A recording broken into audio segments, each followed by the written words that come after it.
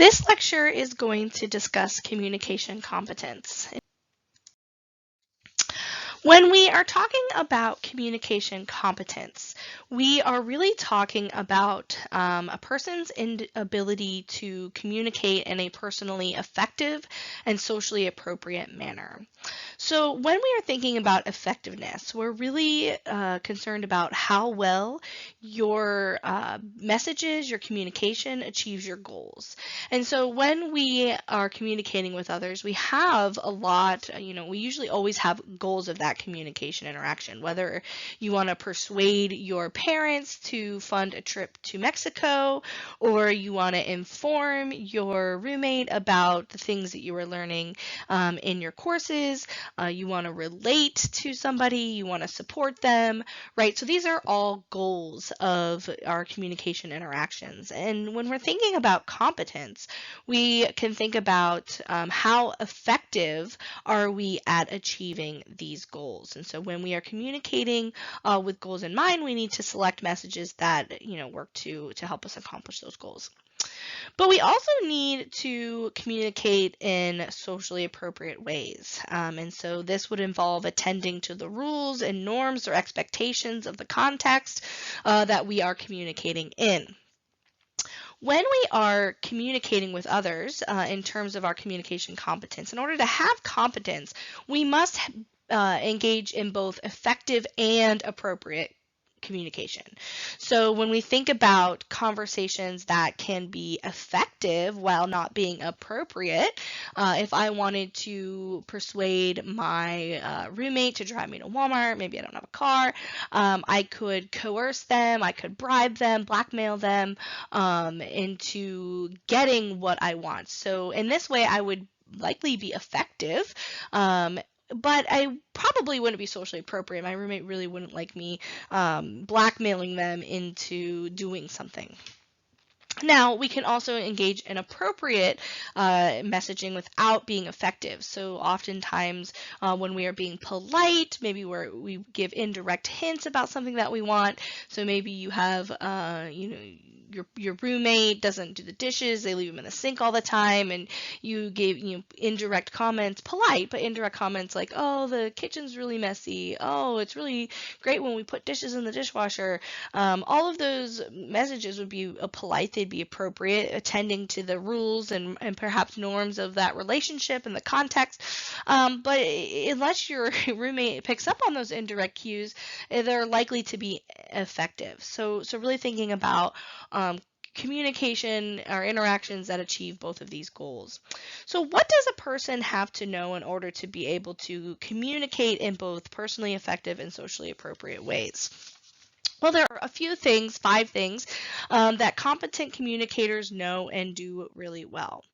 The first is that they're able to assign meanings to the world around them. So really thinking about understanding, we talked a little bit about that decoding process, being able to interpret and perceive, avoid kind of perceptual biases that we may have. And so this really relates to some of the perceptual things that we'll talk about later in this session. Competent communicators also take on social roles appropriately. So really understanding, what is your role in this situation? This could be, kind of the role of friend or the role of brother or sister, but also thinking about like, what is your social role? Are you the clown of your group? Are you the kind of task-oriented person? And being able to play to that role effectively. Competent communicators present valued images of themselves to the world. So understanding kind of what your behavior is, the way that you dress, how you talk, the things that you say, how those images are perceived by others. So really thinking about this idea of kind of like presentation management, kind of presenting this, managing how others are seeing you, to go with, to be in line with social roles, understanding, the way that we act influences how people perceive us. And so being able to manage that in appropriate way, in effective ways. Competent communicators set goals strategically. So, thinking about just understanding what your goals are in a communication interaction, being able to have realistic goals, and knowing what messages are appropriate to achieve those goals would fall into this category.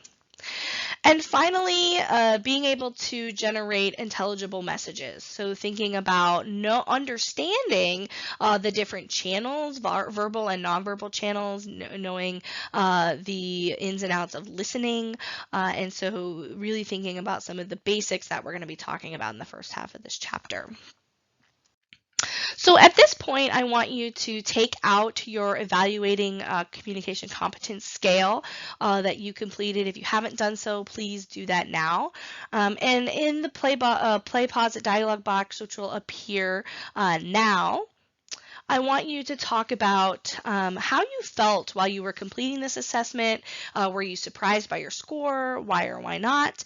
And in the discussion here, I also want you to give a brief reply to one of your classmates' responses to this question. You can pause it while you're engaging in this activity. So one thing that we know in our understanding of communication competence is that there are certain buckets or categories that make up that we can kind of classify communication competence, areas in which we need to behave effectively and appropriately. And this model really maps onto those 5 things that I talked about before you engaged in a discussion about your scale activity. And so we're just going to go through this model and the 5 different areas of competence that are incorporated into this model.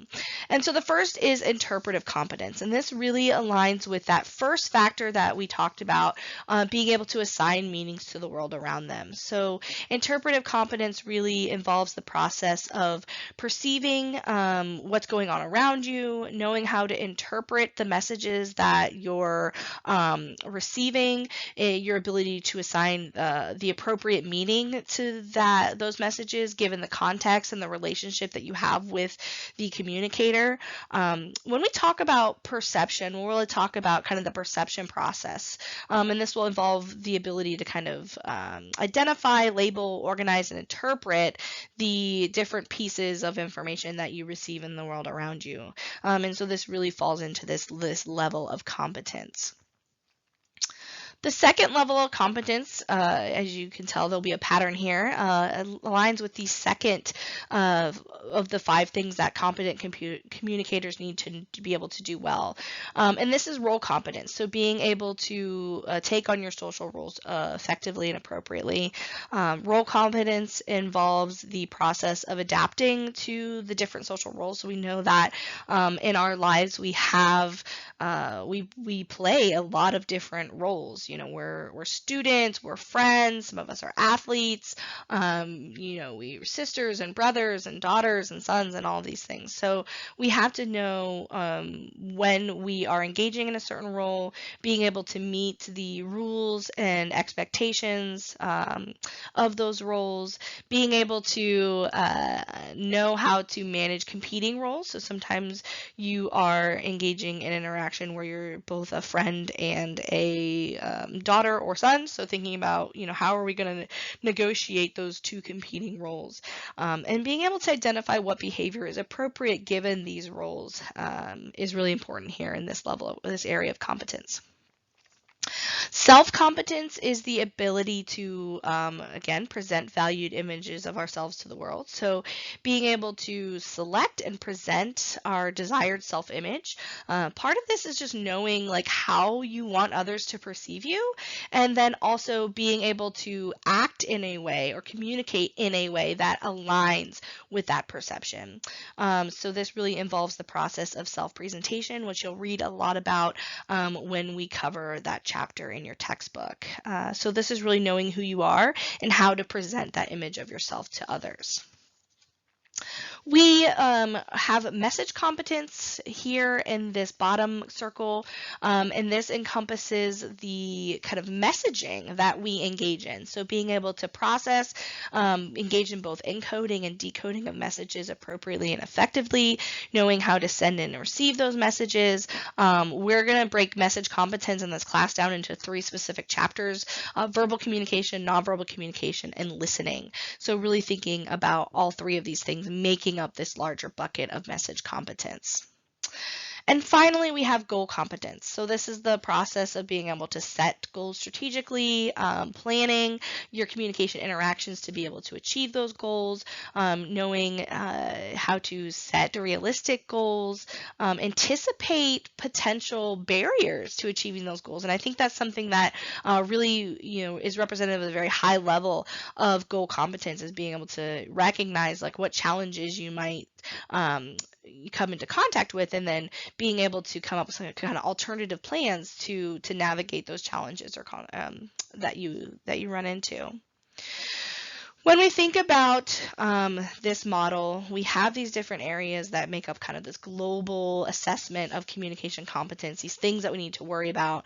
This model is really great because I think it takes a concept that students generally and people in general think of as, really simplified concept. So when I gave you that definition, it seemed really simple, but then we dive into these other areas and these different layers of competence, and we see that as a fairly complex cognitive and behavioral process that goes into being able to communicate in an appropriately effective and appropriate ways. And to add to that layer of complexity, we know that all of these things influence one another. And so sometimes in order to be able to engage in a role competence, I have to have a high level of self-competence, able to kind of set goals. I have to be able to interpret the situation and engage in the perception process. All of these encompass the appropriate construction of messages. So all of these things are interrelated and influencing one another, at all times when we are trying to engage in high levels of communication competence. And another layer of complexity is the context. So all of these things are influenced by kind of the historical context in which we are engaging in that interaction, thinking about the past communication interactions that we've had, the kind of historical interactions with that person or in that situation, thinking about the relational context. So what is the relationship that I have with this person? You can really see where that would really impact kind of the role competence that we see here. Situational context, so what is the specific situation that I'm engaging in? So am I communicating in a classroom? Am I communicating in private? Am I presenting a presentation in front of a large group of people? So that is a situation that brings on quite a bit of anxiety for some people and really will influence our ability to engage in this communication competence processes. And then finally thinking about kind of the larger the larger cultural context, so the society kind of which we live in, how do those cultural influences influence our ability to communicate in effective and appropriate ways?